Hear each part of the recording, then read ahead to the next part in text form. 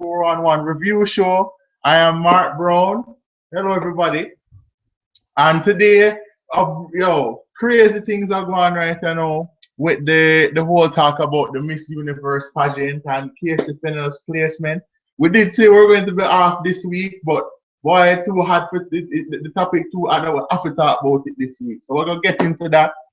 Today we're going to talk about that, and also today we're going to talk about this man, Mr. Robert Nesta Marley, who celebrates his 70th anniversary. Apologize for the little screw up there. Yes, so today we're going to also talk about him, his 70th, what would have been his 70th birthday coming up next Friday. We're going to talk about his legacy a little bit, break it up into different parts about some things where, people have said about Bob Marley as far as whether he should be a national hero, what he would think of today's reggae music, and so on and so forth. But yes, let us get into the hot topic of the week ever since Sunday, and that is the Miss Universe pageant. And it's not just we are talking about it back home, The world I talk about it, US I talk about it, England I talk about it, everybody I talk about it is Kaci Fennell at the Miss Universe pageant. Now before we get into the controversy over our placement, let's do our Miss Universe reviews. Ian, I don't usually watch these things, I'll be honest with you, but as I said last week, I had a very good feeling about this girl. I had a very good feeling about what she could bring to the table, because Kaci Fennell, as I said last week, very bubbly, very easy to talk to, not the typical stereotypical girl where you see in these beauty pageants. You know what I mean? From the look, she have the short hair and everything. As remember I said, beauty pageant queens and all these contenders for these things come out with them long hair and face all did a certain way and reality, and they must have that certain dolly look. You understand? A certain dolly look, a certain mold where them have to fit. That has been going on from these pageant stars. You understand what I say? But Kaci better pressure because she have the short hair. She know it's out of the norm, and people love it. The other Miss Universe contestants, a lot of them were saying they like the haircut, they like the new look that she was trying to bring, because it said, I'm comfortable in my own skin, I'm comfortable with the way I am, and this is how I'm going to present myself to the world. And that, if anything, will only embrace you to the masses. And I think going with the preliminary competitions and everything, we saw that people from all over the world were voting for her because they like this new, somebody brings something new to the table, something fresh to the table, and that is what Kaci has done over the last few weeks, right? And I always say, short hair make a girl look even better. Short hair sexy for a girl, any girl.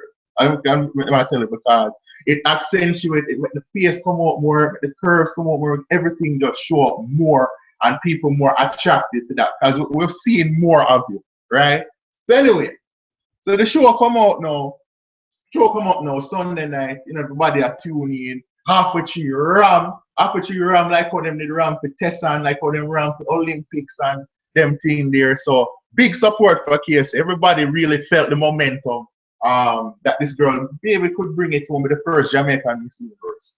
So show come as expected. She got through the preliminary stage. She got into the top 15 with relative ease. It took a little while for them call her name, because there was a voting system with that, and I think she finished around 10th there.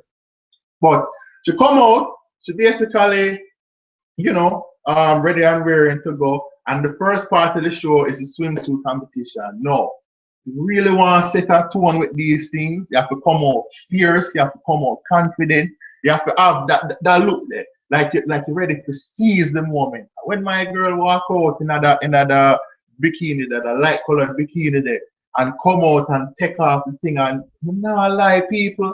I look on her face. I have to look on them face when them come out in these things, in all of these things. Look on her face. I say that is that I want to right now look. I say when a girl have that look there, when a girl have that look, she ready to take over the thing, because when she come out and she have that fierce look on her face, the little smile and thing at times, but she come out, she business with the thing, right? Showing off with the sexy, confident walk and everything like that. She looked like ideal type of contestant, and that is again where the short hair help accentuate what the rest of what's going on. So she come out, she shell it down, and she shell it down to the point where when it came to the top 10, she was the first name called. And from you see that, you know, say she have a really good chance at winning this competition. So she really did well with it. Overall, the competition was well done, but she really took it. She set down a marker which everybody had to kind of take notice of and try to better. You understand? So then we go from that to the evening gown segment, and much like the preliminary, she come out in a stunning red dress. Red makes many women look sexy. It's my favorite color.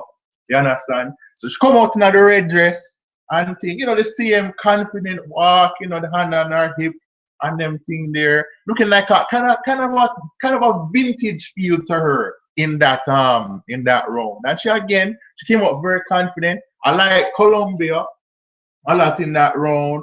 I like Philippines a lot for that round, and you know, I was very surprised Philippines and Venezuela did not make the top 5. I was very surprised by that. They were two of the two of the people that a lot of people thought could really reach far in the competition, could reach the finals. Of course, Miss Venezuela from last year was the reigning champion, so there was a chance for Venezuela to repeat. But yeah, so she came out. She was very confident in herself, and it was a well put together segment. She and Colombia, I thought, did really well, and they both deserve to be in the final. And then when they call up the names, she was the 4th name called, and she reached the final 5. And then you know it's real. Then you know, oh my God, she can really do this, and she, you know, she's really, you know, come out in this and has done so. She make it look so effortless. Like she not really put out all in it necessarily the way it comes across, but you know she's giving her all, and she's really doing well at this point. So at this point now, when I look for her Colombia, those are the 2 favorites in my mind. So then the final round now. So it's she, Miss Colombia, Paulina Vega, Miss Netherlands, Miss Ukraine, and Miss US, who honestly never convinced me from the jump. She barely made it to the top 10 after she was the last name called in the swimsuit competition. And she did better in the evening going round, but she just never really jumped out to me. And I remember this competition was held in the United States, so hint, you know what I mean? But anyway, so the whole of them reached the top 5 now, and of course that's a question and answer round. You know, so this is the money round. This is where you have to really, because as much as beauty and confidence and all them things there matter, the intelligence factor is the most important thing. You can't have a Miss Universe record. You just can't have it. You understand? So all of them come out. So there's 2 questions. One, which is posed by each of the judges, which I found it a little weird with the judges, that they didn't mix them up, you know, have former Miss Universes from around the world and all these. Some of the judges were, you know, a boxer, a highly paid baseball player who just happens to be from Florida where it was held, and you know, some other people a couple other people I've never heard of. So it was kind of, you know, a weird thing. But anyway, so the first question was about violence against women, I believe, and them thing there. Now, of course, Jamaica, we know all too much about violence against women and violence in general. We have one of the higher crime rates around and them thing there. But the thing is not just with her, but with everybody. All of them had to ask for the question to be asked back again, because the judges weren't clearly putting out the questions. All of them seemed nervous. All of them seemed all over the place. Kaci was rather general with her answer. She answered a little too quick for me in the end. And it's nerves. Everybody will have nerves, because when you're speaking in front of millions of viewers all around the world, it's not easy. It is not easy. It's not easy if you're a pageant person. It's not easy if you're a president. Not easy if you're any person in a position of power, or in a position where you have to be in front of such a large crowd and have to really, you know, show your full work to them. So it's hard, you know what I mean? So I never really get anything from that first part. But the second one, no, this is where everybody had chat left and right and center about should I answer better and reantate. So the second question was a Facebook question, and the question was, what is your country's greatest contribution to the world? And Kaci, now when I hear this question and when me up on Facebook as this competition going on, everybody, the first thing everybody I say is reggae music, reggae music, reggae music, because you know reggae has made such a contribution to the world in terms of other countries taking on the music and deciding to implement it into their own music. Reggae is contributing to their economies now. Europe, Asia, United States, even where they have their own bands now. You understand? So this is going from before Bob Marley, definitely during Bob Marley's era, him take it to the highest level, and then since then with the Damian Marleys, the whole Marley clan, Chronics now, and all the artists from Bob's time, Dennis Brown and them man here. So reggae is entrenched in the world, in the world culture right now. My girl, she look like she fret a little bit like, oh God, 1%, 1%, 1%, 1%, 1%. And at that point, she come out and she said, Usain Bolt and Bob Marley are the biggest contributions that we make. No, she's not wrong with Bob Marley, but that is where I thought she could have talked about how reggae and the music, Jamaican music in general, such an impact on, as I said, other countries, their economies, their music, stuff like that, how them fuse with our thing. But you know what I mean? She's like the first two things that come to her mind was Usain and Bob, because they're the most popular figures out of Jamaica. So she figured, oh God, that's might as well just say those two because that's all that can come to my mind right now. That's what you see, because she was very, very nervous at that stage. Now other people saying, oh God, that was the worst answer, and Ray, and she dunce and this. All the people who I call her dunce. Some of you can speak in front of a class at 30 people for a class presentation, much less speak in front of 1 million people to answer questions. I'm gonna stop talking with that foolishness, right? So, it was definitely a botch on her part, but I won't criticize her too much for it because again, she was on the start of the right track, but she definitely should have leave out Usain as well. Everybody knows Usain, but Usain don't have as much of a cultural impact worldwide as the music itself has. So I think that was where she went wrong. But I would definitely not overly criticize her for that, because some of the media people and the social media talk about it, I thought was excessive, and I don't think she deserved that. And honestly, none of them really answered all that well. But Colombia got away with it a little bit because she had a translator. So translator was able to relay the question to her in a way which she could really understand it, and that enabled her to answer it with calm and them thing there. Ukraine's answer about the strife what's going on in our country was okay and thing, but again, none were really convincing in my opinion. So going into the last stage now, I thinking, okay, she have a real chance to win. I know the question and answer wasn't her best, but if you look overall, I can't see why she doesn't win this competition. And then I look on the TV. When I really look on the TV, we just kind of off to the side, just waiting for the other names. Because Netherlands and US may expect to get called first, or Netherlands and Ukraine. Because Netherlands ever belong there to me, and USA and Ukraine barely deserve to be there. You understand? Them hear a name call, and I'm like, what? What the hell? Who cares if name to get called first? And me say, the loudest boom me ever hear. The loudest boom me ever hear in the history of any pageant whatsoever. Whether we're back home with the local pageants or Miss Universe or Miss World. Loudest boom. Me say everybody frowns when them hear that. And not just the audience, but one of the contestants, Miss Russia. Miss Russia actually went like this to the results, and she was very unhappy with what happened. So a lot of the pageant contestants were unhappy about it, but a lot of them thought that she deserved to win. And that was when the whole, furor on social media, oh my God, how did Miss Jamaica not win this competition? She did everything that she could to win it. She really deserved it, and Ray and T. And it was really shocking. I expected her at the very least to be in the top three. At the very least to be in the top three, and possibly face to face with Colombia for who would win Miss Universe. But unfortunately, that was not to be. And Miss Colombia, Paulina Vega, ended up taking the crown, which means Miss Universe for the second year in a row, is a South American lady, right? So in the end, it's just one of those things where you look at it and just say, boy, it's one of those, it's a tough thing to swallow. You understand? It's even tougher to swallow to me than what happened with Yendi back in 2010. A lot of people were saying, oh God, Yendi should have won back in 2010 over Miss Mexico. How them could have made that decision? Really. But at the end of the day, we said, she did a really good job. She came so close, but the furor wasn't nearly as big. The next day on social media, every newspaper, every media house, I wonder, oh, Jamaica don't win. Up here, oh, Jamaica don't win. She did so well and she was so well put together.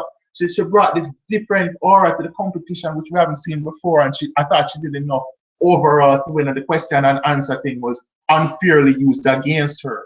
You understand? And I understand Q&A is the most important part, but I think overall, I think they should average out scores from each of these segments and then determine who wins by. Just like they're doing the preliminary rounds when they average the swimsuit and the evening gown, they should do the same here.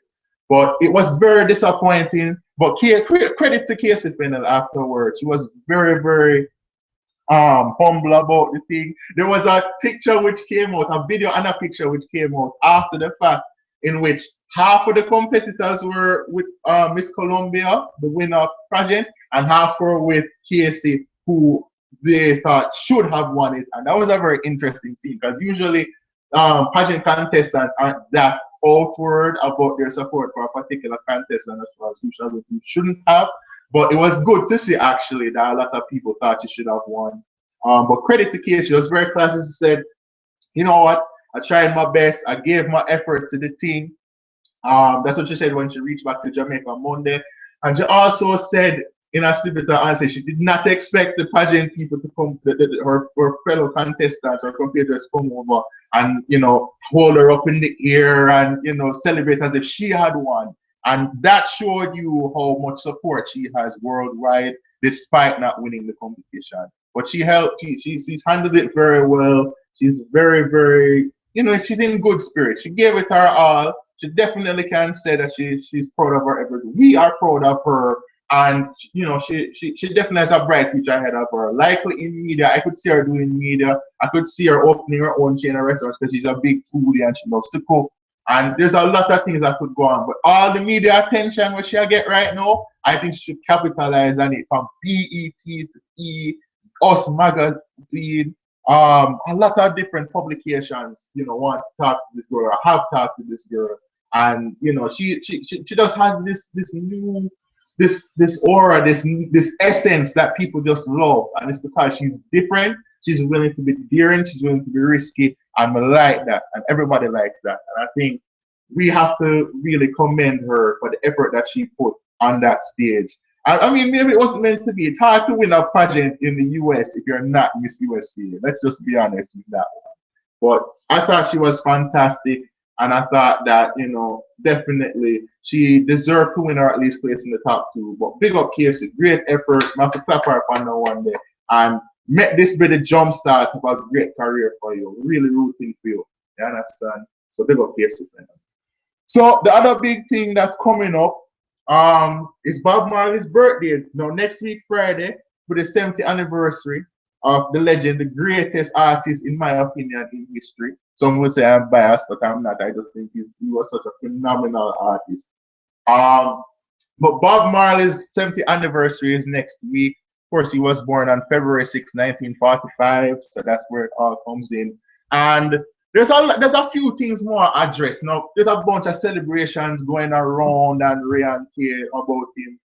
The museum is declaring it Bob Marley Day. And of course, we kind of celebrate Bob Marley Day like a holiday. So that gets me to three things. First of all, should Bob Marley Day be a public holiday? No.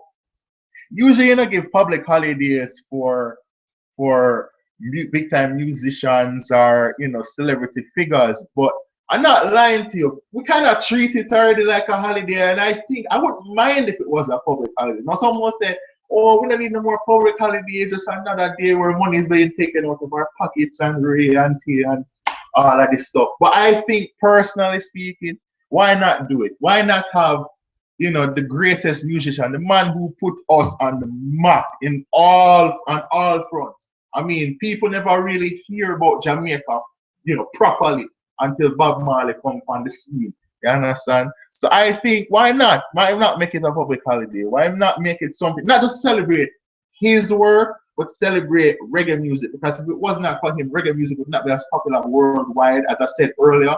Around the world, people want to adapt our thing, collaborate with us, infuse their music with our music. It would not happen if Bob Marley, but it was not found, it was not the stepping stone for the thing worldwide. So I think Bob Marley Day should be a holiday. Then of course every year we come to the question of whether or not Bob Marley should be a national hero. Now that I don't think should ever happen, because as much as Bob Marley contributed to the thing, remember the hero word is a very serious word. The hero word is really meant to be for those who fought literally and figuratively for our freedom. Because the most important thing is that we're a free nation. We are a free nation. Some people say we're not free totally. We still adopt certain customs. And some people even say that we maybe should be back under British. Some always say that when when we talk about independence, or are we truly independent. But I think that hero status is really for those who, that really battle, put their lives on the line for us. That's why Marcus Garvey is so revered. That is why Nani is revered. That is why all the heroes that we have, whether they be fighters, those who went into the battlefield, those who are, in the political realms, those people like that.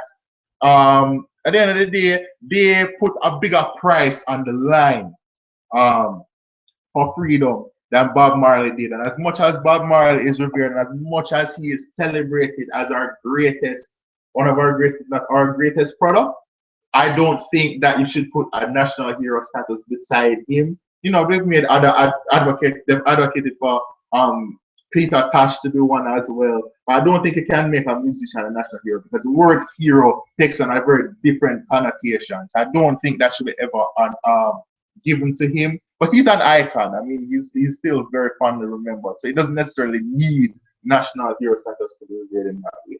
And the final thing, it's not been 34 years now since he left us, unfortunately, due to cancer. What would he think of the reggae scene today if he were alive? What would he think of the movement, of the so-called renaissance that has happened in the music the last 2.5 years or 3 years? I think he'd be very happy with the state of reggae music right now, because there's so many good young artists with good intentions that are, putting the music back on the map where it belongs. Because, you look at the Chronics and the Jesse Royals and the Kabata Pyramids, and I rave about them every time I talk about them. They have what makes them good is that not only are they great lyricists, but they also apply an old school mentality to the thing. You understand? It's like they think like they're in the 80s, even though they were born in the 80s, right? So they're very much, clued in, understand the genre, understand what the message is all about. And I think Bob would be very proud of that. He'd be very proud of all the artists that came after him, after he passed, and carried reggae's banner. Guys like Dennis Brown, guys like Gregory Isaacs, guys like Delroy Wilson, guys like Sizzla, Kia Kotan, I Wayne, all those guys, Itana. So many great reggae artists have come after him and always go back to him as the source of their inspiration. Everybody is related with Bob Marley. There's no doubt about that. You understand? So Bob Marley, I think, would be very proud. And of course, his sons. Cannot forget his sons. Damian Marley, who is one of the greatest musicians and lyricists of our generation, in my estimation, arguably the best. Stephen Marley, great career for himself, big international star. Ziggy Marley, of course, really started to carry the mantle after his father died, with Ziggy Marley and the Melody Makers, and he's won so many Grammys, so many accolades, so much, respect for his craft. And I think he'd be very proud of his family, very, very, grateful to his family. And if he were still alive, who knows, he may be collaborating with some of these guys. But his impact on the music will forever be there, and will forever be felt, not just because we remember his music and we play it every day. We play the Could You Be Loved, we play the Is This Love. We play the, all the classics, jamming on all these classics that make Bob Marley what he is. But it's also because the artists that have succeeded him have always carried on the message. Because the messengers will change, the messengers will change over time. But as long as the message stays true and stays pure, people will like it, people will listen to it, and people will buy into it because the message has not been distorted. So I think that as long as that is the case, then Bob Marley's legacy will continue to be enhanced because those who have succeeded him continue to make sure that that message is loud and heard and understood. So definitely, I think Bob Marley will be very proud of reggae music and proud of its progress that it has made since he has passed. So definitely big ups to Bob Marley. I'm sure they'll have great celebrations back home. Here it's a big thing too because there's a big Jamaican community here in Toronto, and a lot of people love Bob Marley here. So we kind of treat it like a holiday in a sense as well. Yes, so other little tidbits before we go. Mariah Carey, of course, tonight is the second night of Jamaica Jazz and Blues. She's expected to perform. That's the only way you're going to hear her because she won't be doing any media interviews. She's a diva, so she probably just don't feel like it. You know what I mean? But she's expected to perform. The first night of Jazz and Blues didn't get many rave reviews. Reportedly, it was one of the lowest crowds they have seen for the first night of the show. But hopefully with her, the Pointer Sisters are also in Jamaica. Hopefully it will go down well. Jazz and Blues is usually a very well put together, well reviewed, well revered show, I should say. So hopefully Mariah brings it to the table as long as she sings, because always with performances you wonder sometimes she's lip syncing or if she's actually singing. But if she's actually singing, it'll be a great treat for the fans, I am sure. And Magnum Kings and Queens, the live shows are about to start now. So it'll be very interesting to see the lot which has been chosen, especially the lot from Trinidad that has been chosen for this show. Again, all of the Jamaican, this is a big season for dancehall, for Magnum Kings and Queens, because you want to know if Trinidad really comes and wins this competition, if they really come and win this competition in their first year entering, it's not a good look for the Jamaican artists, the young artists, they want to come up because they go look like, say, boy, from them selecting other artists from other countries to win this competition, which we used to do so well in, then, how are people going to look at the talent pool of young artists in Jamaica? Because really and truly, many of the young artists that have come up have just not cut, just reach that cut, that standard. So I think people will, if a Trinidadian comes and wins that competition now, I think people will look at it and say, oh my, what has happened to the young talent, the emerging talent in Jamaica dancehall? Should we look elsewhere for it? Because other countries have their own dancehall artists too.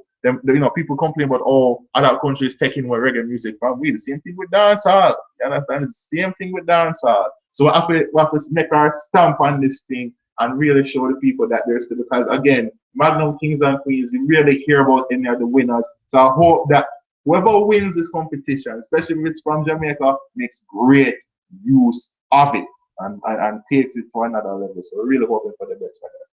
So yeah, that's another episode of 876411 review show. Let us know your comments. What were your thoughts? Everybody have thoughts about the Kaci Fennell thing. What were your thoughts? Should she have won? Should she have placed higher than fifth? Was fifth the right placement? What were your thoughts on the whole Miss Universe thing? Give us a comment. Give us a shout on our Twitter page at 876411JA. Give us your thoughts on that and also the topics that we talked about with the great Robert Nesta Marley. Right? So we'll see you when we see you. See you next time. Peace out. Have a little injury here, but we'll play hurt every time. You understand? Big up to the people. Big up to the fans. Peace out.